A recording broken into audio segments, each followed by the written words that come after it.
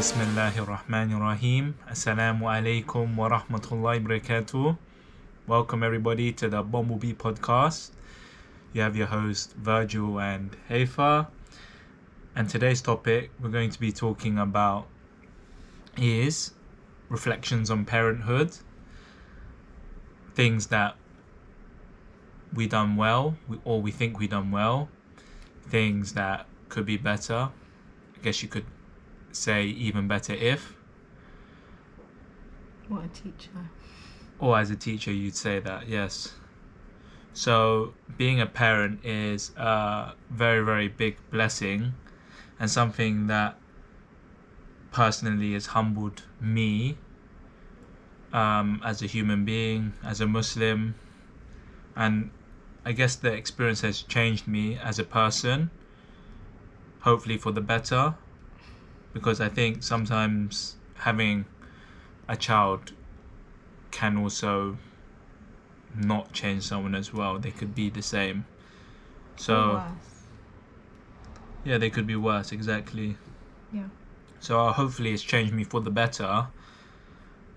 So a lot of parents or expecting parents always pose the question, how do I know if it's the right time, or how would I know if the person that I'm with is, parent material? And I guess one thing that I've written here is that you could always experiment and try and look after other people's children, for a day, a weekend, even for part of your holiday. I just think you won't know until it happens. Like, you can experiment with someone else's child, but at the end of the day, that child's going back to their parents. So the truth is, you don't know until it's happened. Yeah, and I think every child is different. For example, when I hear Rania crying, I can kind of guess why she is.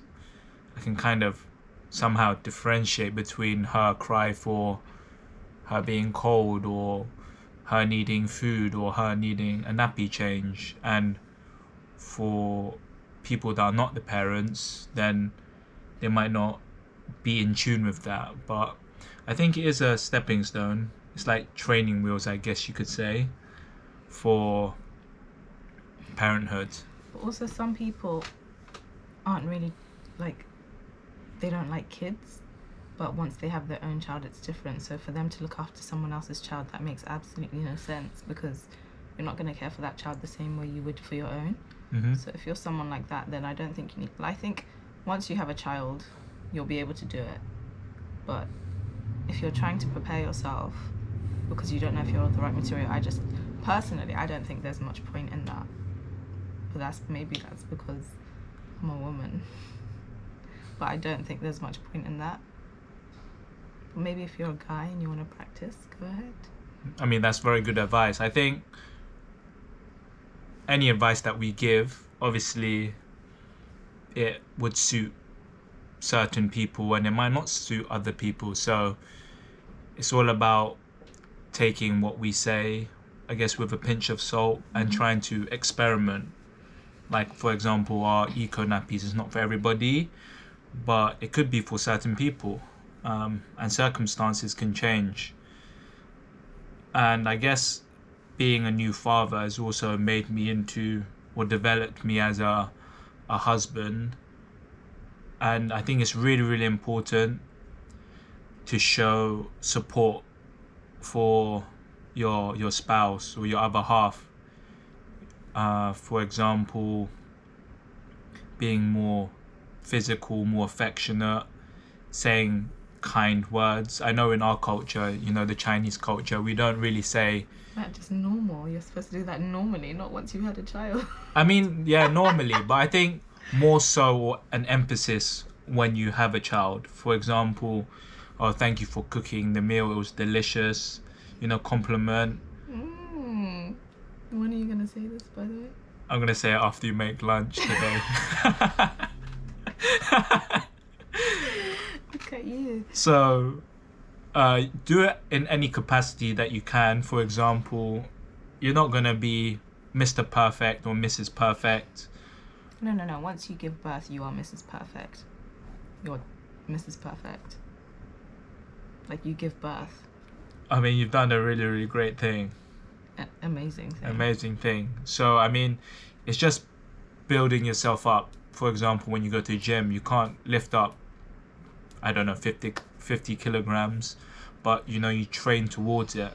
And every step that you take, everything that you've done well on, everything that you could have done even better with, you need to take it in your stride. And me as a birthing partner, I think seeing the miracle of, you know, childbirth or even labor as well, it kind of makes you appreciate what your own parents have kind of done for you. I know, for example, for myself, this is something that I'm working towards, is trying to be a more grateful, you know, son. And I think when you see childbirth, and it's not something that you see very often, you're very... Well, you'd hope not, right? Just watch random people giving birth. I mean, there are some YouTube videos on that, but I mean, when it's your own, it's different. It kind of hits home, and you realize how, I guess, Allah has put your parents or people that look after you on a high pedestal because they did sacrifice for you. And something that I think you need to be wary of when you're a parent, or expecting to be, is you will have to sacrifice. You have to give your time when you want to do other things, you know, but it is a big source of reward and something that is amazing, you know. MashaAllah, that Allah has given us the opportunity for. So on that line, or on that trail of thought, along those lines, sorry, is one thing that we tend to forget is to communicate with your other half. Sometimes there's obviously expectation of what they're going to do, what you're going to do, and sometimes those lines can blur. Sometimes there might be some miscommunication, you're not on the same page. So it's making sure that you check with them, maybe every day, maybe every week, maybe a month is pushing it because time will fly by then, but just making sure that they're on the same page as you. Sometimes they'll have moments when they're not feeling themselves, when they're a bit low, and there will be times when you're on cloud 9, I guess you could say. Yeah, no, like, postpartum is a mind trip. You could be like cloud 9 and then the next day you're like -11. But I also wrote here as well that, you know, we've been together for a long time, and sometimes we can read each other's minds. Sometimes we know what the other person's going to say, but that doesn't also mean that we're also mind readers as well of each other. But you just said we can read each other's minds. We can sometimes, but I mean, when we think or expect something, then we kind of are not on the same page sometimes. Yeah. And that can throw a spanner between our capability of being good parents or even good spouses to each other. So try and create a safe space to talk, to communicate feelings, to address concerns or obstacles. And sometimes also try to do that in a way where the other person doesn't feel attacked, because that's very, like, the balance of that is very hard. Because I think in the trenches of postpartum, anything I said was probably like, and he was like, why are you being so aggressive? I mean, I didn't hit him, obviously, but I mean, when you say something, obviously you're running on lack of sleep, you're running on pain from like multiple different places, but when you say something, try not to be so direct. Instead of saying you didn't do this and you didn't do that and why are you doing this and why are you doing it like that, you need to think about what you're saying and how that affects someone else. So you should think, oh, instead of saying, why are you doing that? It's like, oh, what's the reason that it's being done like that? You just try and be a bit less direct so that you don't hurt people's feelings as well. Because I think what a lot of us don't understand is, yes, we are going through a lot, but, you know, we've had 9 months to sort of bond with our baby, but when the baby comes, it's sort of like, here you go. And it's real to the dads now, but it's like, we sort of have a mother's instinct and they're learning, so we need to be a bit more understanding that they're trying to do their best, I think. Was that to the fathers, the mothers, or both of them? So just to be a bit kinder to the fathers sometimes when they're trying their best. I thought she meant being like, there are videos when I go back in my phone and I'm just like, what are you doing? And I feel so bad. But no, you did good. I was just in the trenches at the time of postpartum. I mean, it's expected. We're not always going to be 100%, but my role to play is to help you when you're low, and your role is to help me when I'm also low as well. So, you know, I think, one thing that I forgot to mention is there's obviously an Islamic aspect to that, and I guess it's not just Islamic, it's just making prayers for your children. Obviously making dua is really, really a big factor. You want the best for your child, and then you plan for it, isn't it? Like, how, for example, I mean, you obviously ask God and everything, but you need to also tie your camel. So you need to make sure you're giving your child the opportunities that you want them to be able to have, I guess. And you prepare accordingly. Like, for example, if you want your child to learn Chinese, then you need to, actively, make a conscious effort of introducing Chinese to them. They're not going to just learn by accident. Stumble across it somewhere. So I think that's something that I've been trying to work towards, and it's also improved me as a Chinese speaker. Those little things. For example, when I talk to her and give her commands like, let's go to the toilet, let's change your nappy. I think deep down, I didn't know if she was registering that. But now, after 1.5 years, almost 2 years, you can see that she knows. Even though she doesn't always try to speak it, she knows what I'm trying to say. Even when your mum's around. And your mum doesn't speak to her in like the same, obviously, dialect as you do, but she understands everything and she can follow instructions. It's just whether she wants to or not. She's just naughty. No, she's not. She's amazing. And that goes with, praying in front of them as well. Like, one thing that we've noticed is when we're praying and Rania needs specific needs, for example, she just wants to be cuddled, she knows to kind of wait for us to finish our prayer. She'll wait. She'll wait. And she's very patient with that regards. I don't know if she's thinking, oh, this is sacred time or quiet time. But introducing Salah is very, very important, and they do pick up on what you do, and that leads on to the fact that you have to, implement what you say, otherwise they won't learn. They will follow you in your good habits, and they will also follow you in your bad habits. I think babies are like the perfect example of the opposite of do as I say, not as I do. So they'll copy what they see, not what they hear. So you need to make sure, that you're okay with what they're seeing.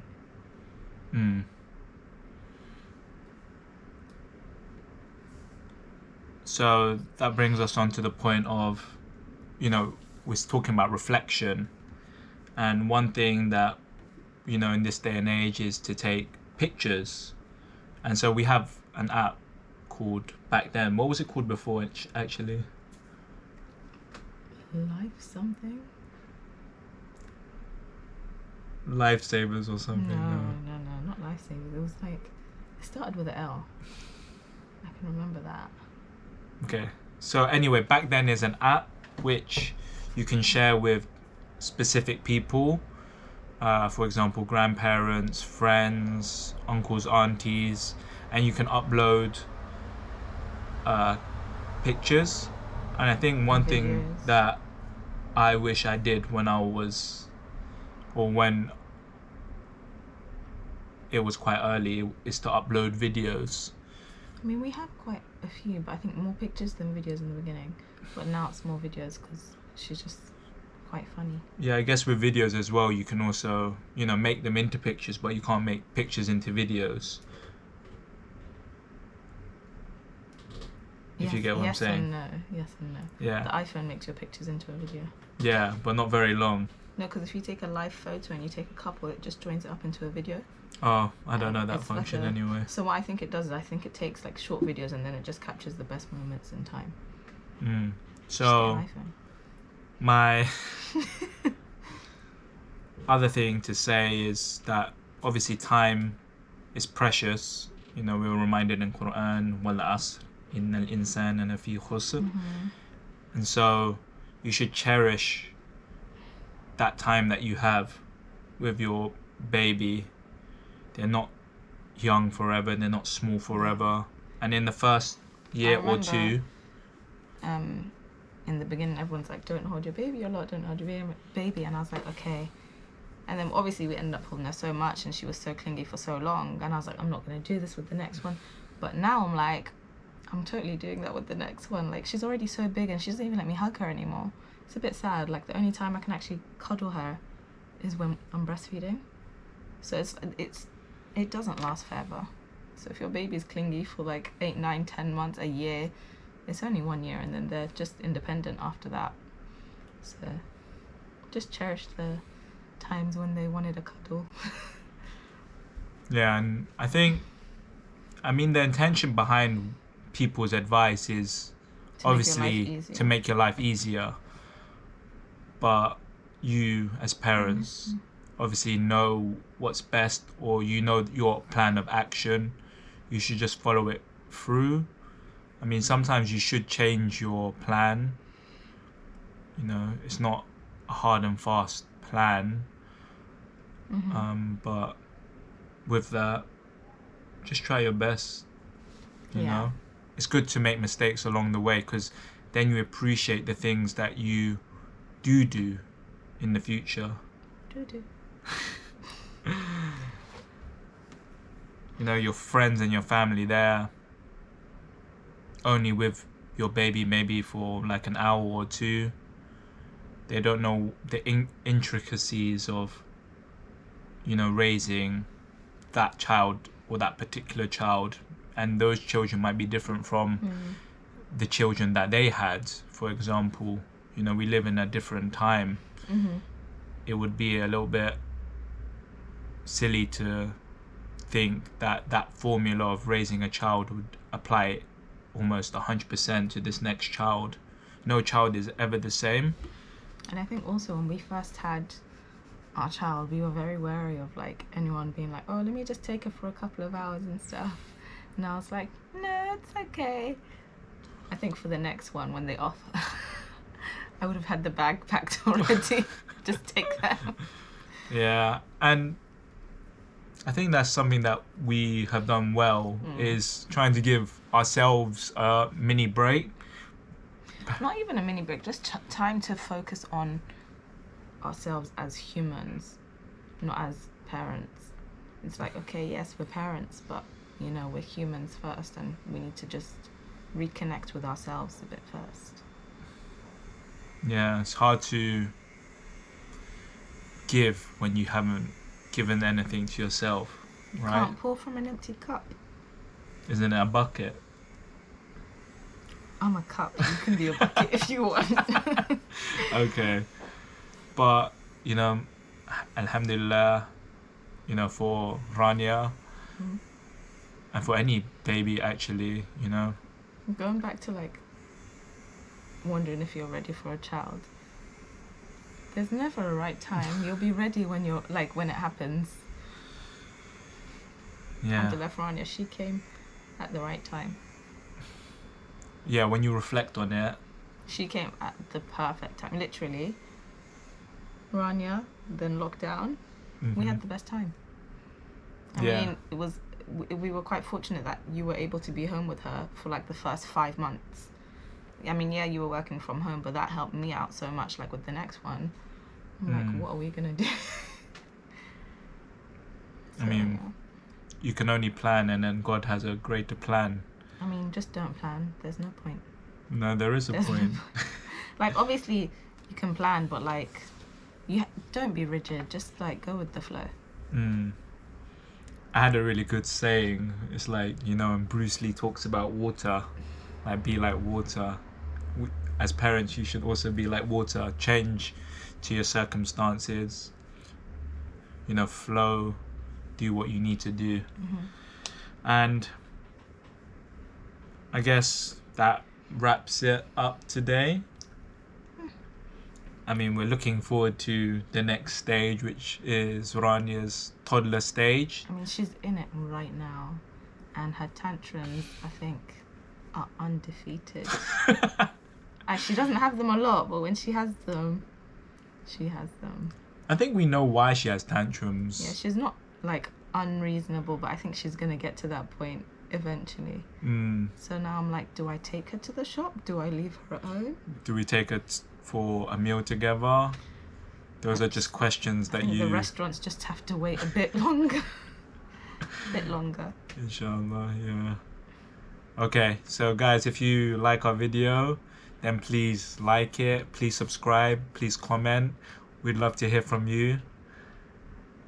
And that's it for today, inshallah. If you have any suggestions of what we should talk about, I don't know, parenthood bores people, or if there's anything else, then please let us know in the comment sections. We've had like a few suggestions already, but... Oh really? Have we? What's our suggestions? No, they're just uncomfortable. Maybe I think people want you to do my makeup, but...